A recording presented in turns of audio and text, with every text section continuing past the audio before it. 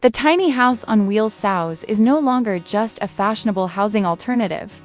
It has fundamentally transformed into a profound ideology focused on itinerant liberty, presenting a deeply persuasive counter-narrative to the long-established custom of permanent, stationary homeownership.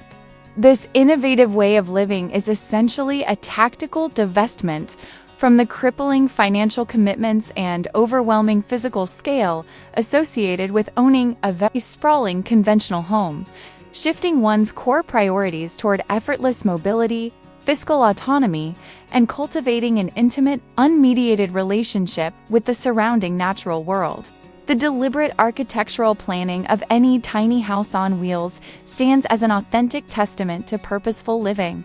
where every minuscule segment of floor space, typically constrained to between 100 and 400 square feet, is rigorously engineered to perform multiple functions,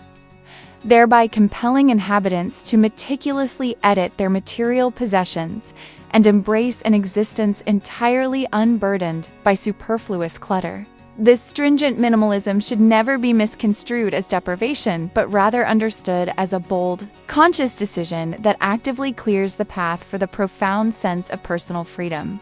that serves as the cornerstone of this entire social and architectural phenomenon. The unfettered independence inherent to adopting the tiny house lifestyle profoundly impacts a couple of crucial spheres of existence, most notably geographical flexibility and financial emancipation. On a practical, spatial level, the structure functions as a truly portable homestead that can be effortlessly transported to entirely new locales, allowing for the genuine possibility of dwelling in an alpine sanctuary during the winter months and relocating to a sun-drenched coastal village for the summer. This remarkable capacity to relocate completely abolishes the restrictive societal expectation of being anchored to one single residential address for the span of one's adult life, simultaneously offering unprecedented operational agility for professionals working remotely or for individuals driven by an insatiable, deep-seated passion for exploration. From a monetary perspective, the benefits are exceptionally potent. The initial capital required to construct or purchase a standard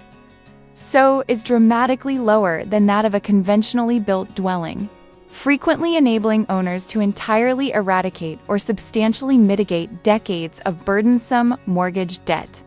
Furthermore, the operational expenses for utilities and routine upkeep are orders of magnitude lower, directly correlated with the home's compact physical size. This significant curtailment of unavoidable overhead expenses effectively frees up a considerable